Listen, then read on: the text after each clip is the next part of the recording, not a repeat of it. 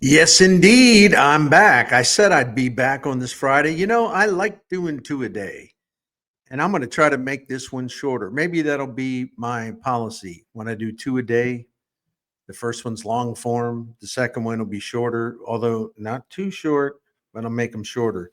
But before I do that, I have to waste some time, which I just contradicted myself, right? Well, welcome to the Bernie Miklasz show here on YouTube. So, how am I wasting time? Because I got a couple inquiries. You see that? Was asked, like, why are you wearing a Washington Bullets hat? Well, answer. As many of you know, I grew up outside of Baltimore, between Baltimore and Washington, but closer to the Baltimore side. When I was a kid, I loved the Baltimore Bullets, the NBA team there. And one of my sports idols was Wes Unseld. Some of the other Baltimore Bullets I love: Earl the Pearl Monroe, Jack Marin, Gus Johnson, on and on and on and on. So the Bullets moved to suburban Washington, Landover. And that actually was closer to my home. So I would go to Washington Bullets games out in Landover. In fact, was there the year the Bullets defeated Seattle to win the NBA championship. Now I'm going to be a goofball because I can't remember, is that 1977 or 78? So I've always loved the Bullets. They're now the Wizards, and I still love them, but they're about as feudal of a franchise as I can comprehend these days. And I really, really closely followed the Wizards when Bradley Beal of St. Louis, Chaminade, when he was starring for them. So anyway, I still have an allegiance to the Washington Wizards. I hate the nickname, always will. It's just goofy. I don't like it. So I'm all about my childhood team, the Baltimore Bullets, and later the Washington Bullets. Elvin Hayes, Wes Unseld won that championship along with some other really good players. Bobby Dandridge. All right, enough of that. However, I do have a trivia question for you as I continue to waste time before we talk about the Blues compared to the Cardinals. Trivia question. It's kind of a joke trivia question, but who are or what is the Washington Bullets? Well, I told you the answer. There's two answers. I told you the answer to one. NBA team, now known as the Washington Wizards. If you go back, men and women of a certain age, there's a time in our youth where we were big fans of the Clash, and in 1980, the Clash released a double album, Sandinista, and one of their songs was entitled Washington Bullets, which I thought was very creative. And it was kind of like the U.S. involvement in what was going on with Nicaragua and all that stuff. I'm not going to get into the politics of the situation. So yeah, Washington Bullets was an NBA team, the name of an NBA team, also the name of a 1980 Clash song.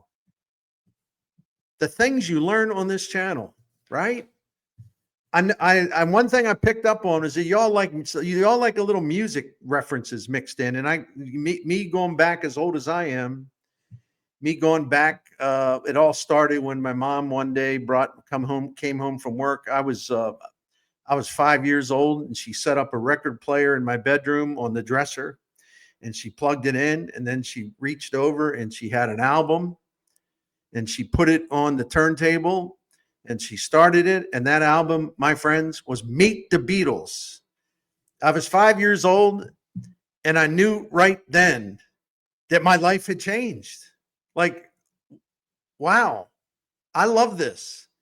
So just would listen to Beatle album after Beatle album, and then adding the Rolling Stones, and just on and on and on. So I've always loved music of every genre. So I'll shut up about that. But some of you who are new to the whole Bernie Miklasz thing, maybe there's things about me you don't know.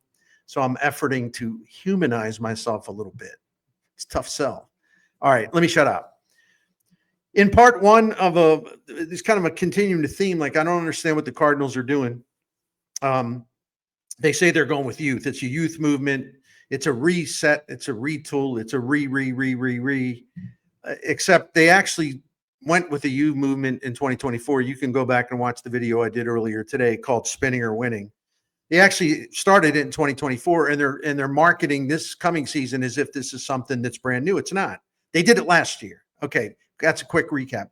And I don't understand it, because if you're spending all this money on rehabilitating, renovating, rebuilding the farm system, the minor league infrastructure, the minor league system, you're hiring a whole new staff to run everything.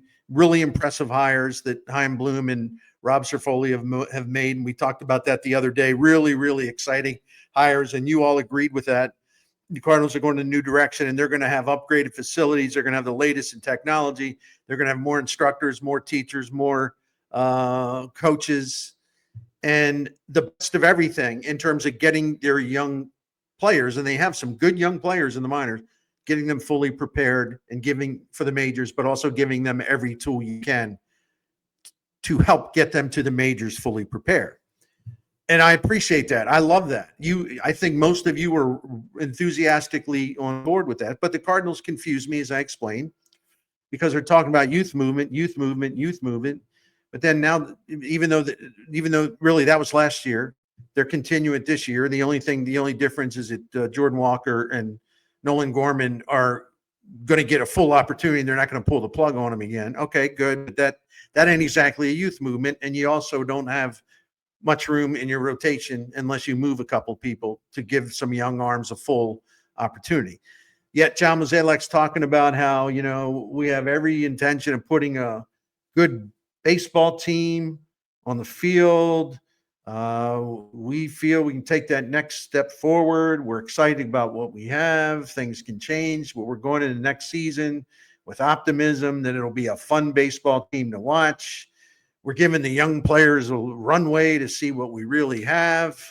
And so John Mozeliak is trying to, as I did, for those of you who didn't watch the first one, and I'm giving you a brief recap, John Mozeliak is sort of a lot of mixed messaging here. Well, wait a minute. Is it a youth movement? Or are you now trying to tell us that you're trying to contend, or you think you can contend? You use different words than that, but that's what you're implying. And as I said at the end of the first video, it's like, I'm sorry, but you can't base your strategy on, well, maybe the rest of the National League Central will suck and we can kind of wiggle in there for a playoff spot. Is that really a strategy? So the Cardinals are now all of a sudden painting this pretty picture about 2025. It's like, oh gosh, we're excited with what we have. And they keep talking up the youth movement aspect. But again, this is a continuation of what they went with in a big way last year. And I provided the numbers to prove it. So I don't know whether these people are nervous about season ticket renewals and they have to try to spin. Hey, we're going to be better than you think. They're not saying that, but they're implying it. And they're suggesting that that's a possibility. They're even suggesting, if you listen closely, if you interpret all this, they're changing the messaging from past years where they talked about contending and making a playoff run and winning the division and all that. They've changed it, but they're basically trying to tell you that, hey, we think this is pretty good. We like what we have. We think we can have a really good baseball team. So what are they trying to sell exactly? First of all, if you thought you had a good baseball team and you think you can contend, whatever, well, why aren't you adding any players? You're subtracting players. You're dumping salary. You're going to try to dump Arenado's salary or a lot of it. I don't know, but yet you won't trade it to this point. It could change. You seem reluctant to trade Ryan Helsley and reluctant to trade Eric Fetty, even though the both of them can walk after the 2025 seasons as free agents. So if you, in this whole youth movement thing, as I said in the first part of the video, and I'm going to get into a contrast with the St. Louis Blues here in a minute. If you feel this good about your team and you make it sound like, well, you don't think they're going to be good. We're excited. You're hinting that maybe we're a bit of a stealth contender. They're not saying that, but that's my interpretation. Well, why don't you add talent to the team then?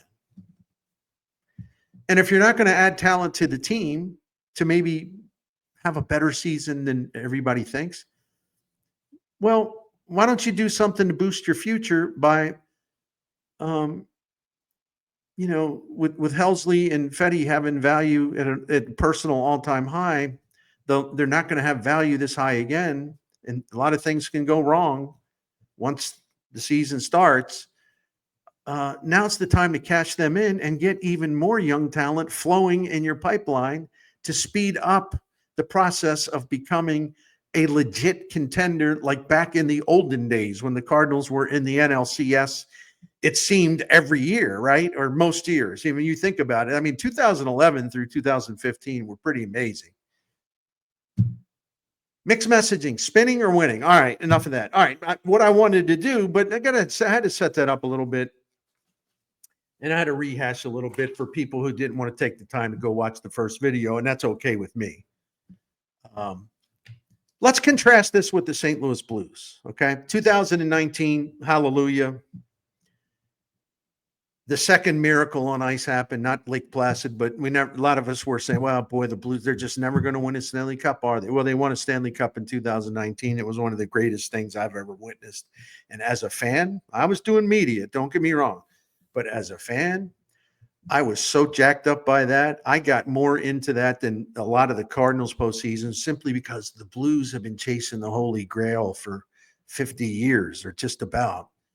And they'd never won a Stanley Cup. There were generations of Blues fans who lived and passed on with that dream unfulfilled. And they finally did it. They finally did it. Remember the scene of, God rest his soul, Bob Plager going to his brother Barkley's grave and having a toast to the Blues finally winning a Stanley Cup. And he had a Anheuser-Busch product, and he was passing them around, and Bob raised a can, a toast to Barkley, one of the all-time true Blues, right? And they lifted a toast to the Blues winning the Stanley Cup, and he did a pour on Barkley's grave. I choked up watching the video of that, right? So they win it all in 2019. And let this be a reminder, the Cardinals have won, a lot of championships, but they haven't won one since 2011. So if we want to get technical about this, the Blues have been more successful recently than the Cardinals. I ain't talking about the entire franchise history. The Cardinals last got to a World Series in 2013. The Blues got to a conference final in 2016, and they got to the final in 2019, and they won it all. Hallelujah, like I said. But Doug Armstrong, he kept that team together, and he did the best he could. Now, listen, before we go any further, I feel every time I bring up Doug Armstrong, I got to I have no problem talking about it, acknowledge that some mistakes have been made along the way. You can argue. Some people have a different opinion. I basically think they offered Alex Pietrangelo enough money to stay, but he insisted on the no movement thing and all that. I don't think they should have let Pietrangelo get away, but listen, what's done is done, and that's all now ancient history. But Doug Armstrong, the worst thing, in from my seat that we've seen, and you agree with this, invested a lot of money in defensemen who really weren't. He made some John Mozeliak moves, is what I'm trying to say, investing money on talent that was okay, but not at that price point. You know what I'm saying? He did his own version. Army did. He did his own version of Mozeliak signing Dexter Fowler. You know what I'm saying? If that makes any sense, the analogy. But the Blues never had a chance to defend their Stanley Cup because of COVID in the 2019-20 season. They had a great team. They were playing great, but there's a big stop in the action until a lot of the COVID stuff started to at least get under control. The NHL could set up a season in a bubble, or maybe two bubbles. I don't even remember now. But the Blues, by the time they all came back, the thrill was gone. It just wasn't the same. But the Blues hung on, and they were a pretty good team there for a while. Jim Montgomery was the assistant coach, and the Blues, 21-22, his last season as assistant coach to Craig Berube. The Blues had a heck of a team. and they were really good. Had a lot of points. Got in the playoffs. They had Colorado in trouble. Colorado was supposed to roll over them. You remember, Jordan Bennington was stealing the damn thing, right? And then that's when Kadri ran Bennington, knocked him out with a knee injury. And to this day, I believe that was intentional. And I, at the risk of offending people, this outpouring of some kind of like of empathy for Kadri, I found to be really kind of funny because he had done that a million times. Well, not a million. He had a reputation for doing that kind of stuff. So therefore, I dubbed him Mother Teresa. Oh, don't say a bad thing, don't say a bad word about Mother Teresa. He would never do anything like that. So anyway, reliving some past times here. But the Blues started to run out of gas, and that's what happens when you stick with your nucleus too long and you don't regenerate, right? Started running out of gas in the 22-23 season. In fact, they did run out of gas. I mean, they weren't flat out awful. They lost one more game than they won, but they weren't in a disgrace or anything like that. But they were sinking. So what did Doug Armstrong do? Had Eric Fedde and Ryan Helsley been hockey players in the spring of 2023, Doug Armstrong would not have looked at them and said, "Oh, I think we're going to hold on to them." But Army, you have a chance to offload some players that other teams really want, and you can gather some future assets. You can gather some draft picks, and you'll have a lot more to play with as you retool the Blues, right? It could speed up the process. But if John Mozeliak if he had been running the Blues back in the spring of 2023, he said, "Oh no, we're not. Oh no, we really like what we have, and once you get in the tournament, anything can happen. So no, we're not going to trade Ryan O'Reilly. We're not going to trade Vladimir Tarasenko.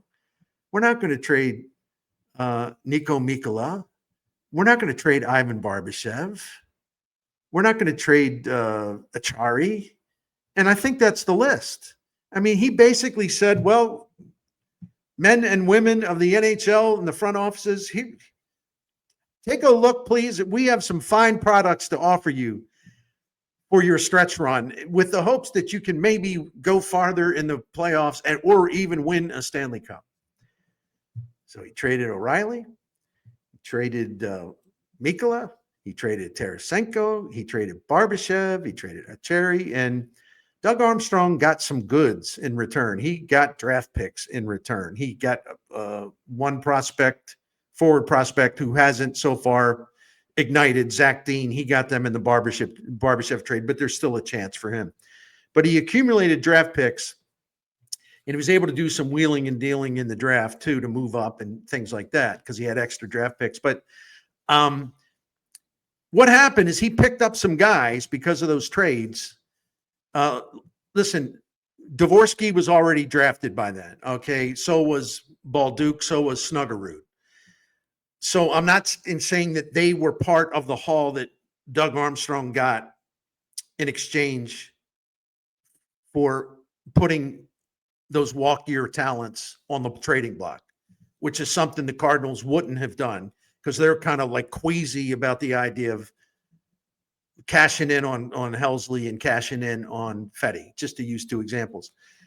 But to these young prospects that have a high ceiling, again, Balduke, Snuggerud, Dvorsky, they use some of the draft picks obtained on the sell-off, on the offload in 2023 to get center, Otto Stenberg, Theo Lindstein, a defenseman.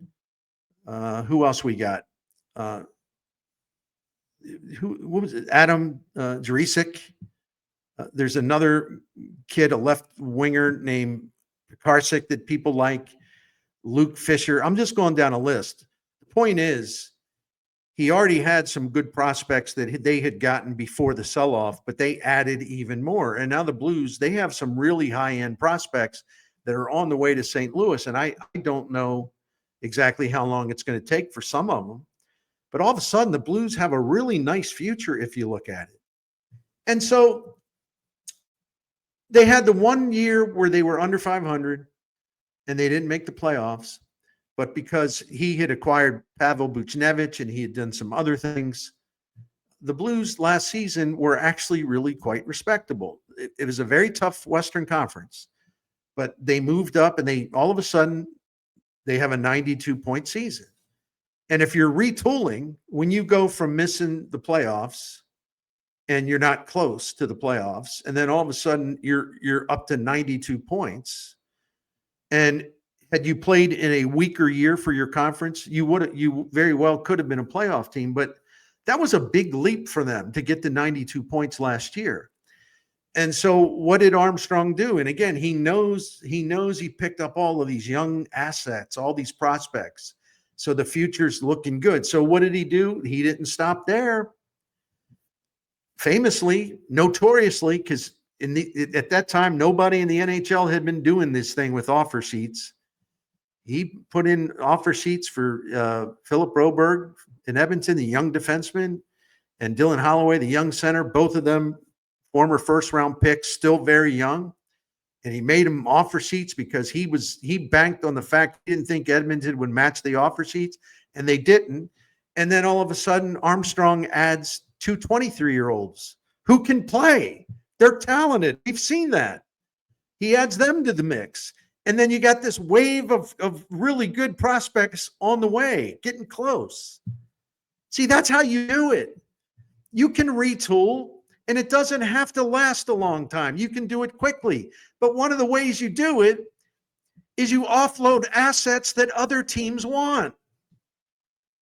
You don't play for the short. You don't sit at the table trying to win one hand with short money and knowing that it's a long shot. Well, maybe I can thread the needle. By keeping Helsley and Fetty before they leave as free agents. You don't keep them for short-term gain. You put that aside and think of what's out there beyond the next season that follows, right? The way Armstrong looked way beyond the fact, well, we could keep this guy or we could do this. We could try to get a contract with that guy. No, I repeat what I said earlier. He put it out on the wire. Hey, I got some good players available for you. Come on and give me a call. We'll do some business, right? We'll see if we can get something done. I'll help you and you help me. And because Doug Armstrong understood it, when you're in the position that he's in, a retool, soft rebuild, whatever, and you got guys that are only under contract for one more year, or they're near the end of their walk year, you move them. You move them to replenish. You don't go for a short term. Well, maybe the NL Central is really going to stink. So if we keep Helsley and Fetty, maybe we'll get in there. Maybe we'll win something. And hey, once you get in, you never know what's going to happen. So still again, this stuck in this middle of the road. You're not good. You're not awful. You're trying to walk that thin line. You're trying to give the fans hope. But the thing that would really give them hope, the way Blues fans got hope, when they saw all these draft picks coming to St. Louis because Doug Armstrong had the intelligence to cash in, and he was opportunistic. And he collected all these draft picks. And all that did is not only – and the two offer sheet deals, that not only made the Blues better last season, and none of those draft picks were actually in play last season, but they were starting to move some younger players in the NHL. But it set up a nice future. And now they got off to a bad start because, as it turned out, Drew Bannister, nice guy, did a good job as an interim, but things just weren't clicking. So what did Mr. Armstrong do? He made a tough call the way it was perceived. Well, that's unfair to Bannister. You gave him a contract and he's only 22. No. Doug Armstrong's like, I did 2 videos on this. Some of you were, for some reason, skeptical of what I was saying, but I'm sorry. I was spot on. Jim Montgomery was the only coach he wanted. He wasn't available at the time. He made gave Bannister a 2-year contract because Bannister basically, as I referred to him, was a placeholder. Because my conspiracy theory, and I believe it more than ever, Montgomery wanted to get to St. Louis. He had a falling out with the people he worked for. Doug Armstrong desperately wanted Montgomery. So when Montgomery became available, Doug Armstrong went out and said, look, I know this is kind of rough on Banny. I got to do this for my team and my fans, our fans. I got to go get the best coach I can get, and that's Jim Montgomery. Jim Montgomery, by the way, who led Boston to a points percentage of .715 during his time there, which was easily number 1 in the league regular season. And Jim Montgomery, who I will update or remind you that in National Hockey League history, among coaches at 300 or more regular season games, Monty's got the 4th best winning percentage of all time. So what? He's available, and that's the guy you want all along. So you're going to be polite. Well, I can't do that to Banner. No, he went out, got the best damn coach he could find, and put him in. And look at how they've responded to him. 4-0-1. They're 4-0 on the road. Since he took over Montgomery, they're not only 4-0-1, they have scored 67% of the goals, and they have actually done that at all strengths. 67% at 5-on-5, 67% of the goals at even, 67% all strengths. And you look at Doug Armstrong's leadership, even with the mistakes baked in, right? Which we freely acknowledge. There have been quite a few, but since the start of the 2011-2012 season, which was really his first full season running the thing, where he was totally in charge, not part of a leadership group. The last 14 seasons since 2011-2012, the Blues are number 4 in the NHL in wins. They're number 5 in points. They're number 11 in goals. They're number 6 in terms of preventing goals. They have the 6th best goal differential.